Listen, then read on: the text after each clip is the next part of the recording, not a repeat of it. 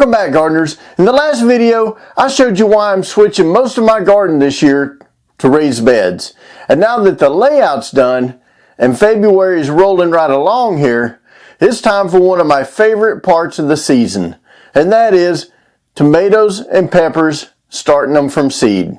If you've ever struggled with good germination or strong seedlings, I'm going to actually walk you through exactly how I do it. It's simple, it's reliable, and it works for me every single year. Alright, so first things first, tomatoes and peppers, they take time. Peppers especially. They're slow growers, and if you wait until it's warm enough outside to start them, then trust me, you're already behind. A good rule of thumb is the hotter the pepper, the earlier you need to start them. And that's why February is the perfect month to get these going indoors. It gives them an actual solid head start, so by the time that the weather warms up, you've already got strong, healthy plants ready to be moved into those raised beds. And remember, I'm in Zone 8 in North Texas. So if you're in a colder climate, just count back 6 to 8 weeks from your last expected frost date to plant these seeds indoors. Let me show you exactly what I'm going to be using today. Nothing fancy, nothing complicated. I'm going to be using these seed trays or seed cells, a good seed starting mixture, light, fluffy, and fast draining, and of course, you're going to need your tomato and pepper seeds that you plan on starting. Trust me, labels are a must. You're going to forget what's what if you don't label them, and a spray bottle or a gentle watering can, either way. And the most important tool for peppers and tomatoes is going to be a heat mat. I'll talk a little bit more about a heat mat later in the video. Alright, the first step is filling the trays. I'm using a seed starting mix, not just regular garden soil. Seed starting mix is actually designed to stay light and airy, which actually helps roots develop and prevents damping off disease. I always fill each tray all the way to the top and then lightly tap the tray to settle the mix. Or I'm using something gently to push the soil down. Now, you don't want to pack this down very tight. Just let it settle naturally. Alright, so let's start off with the tomatoes because they're actually the easiest. Tomato seeds don't need to be buried very deep. You can actually make a small indentation with your finger or a little hole using one of these little tools or something else.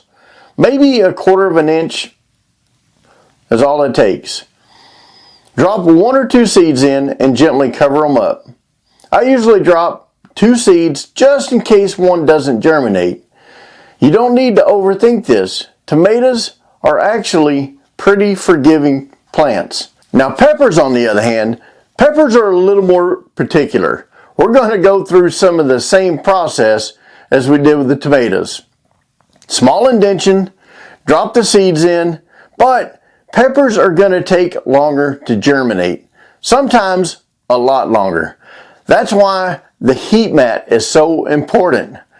Peppers love warm soil. They germinate best when the soil stays consistently warm, not just the air around them. Alright, once everything is seeded and covered with soil, I'm going to use a spray bottle to gently moisten the top. You really don't want to blast the seeds out of place. If you're using bottom watering trays like these here, you can also just pour a little bit of water in the bottom and let the soil soak it right up. That keeps the surface from getting actually too wet. Alright, now let's talk about the heat mat, because this is the actual secret weapon. Tomatoes and peppers germinate best when the soil is warm, like I said before. Not hot, just warm. And the heat mat keeps the soil consistent temperature. Usually around mid-70s to lower 80s. I like to keep mine around 78 degrees, which is exactly what the seeds actually want. I use one of these temperature probes like this one here.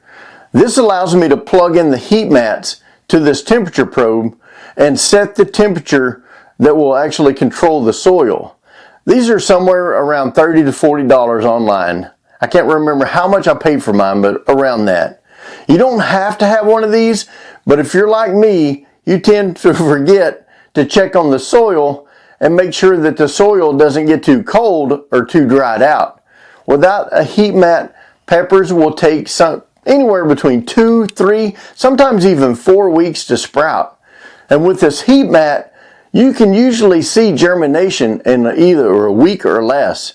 It's one of the best investments that you can make and that I know that I've made, especially if you're serious about starting seeds indoors. Now, once the seed starts to sprout, they're going to need light, a whole lot of light. I usually keep my grow lights just a few inches above the seedlings and run them for about 14 to 16 hours a day. If the lights actually get too far away, these seedlings will start to stretch and get leggy. Keeping those lights close actually helps them grow strong and compact.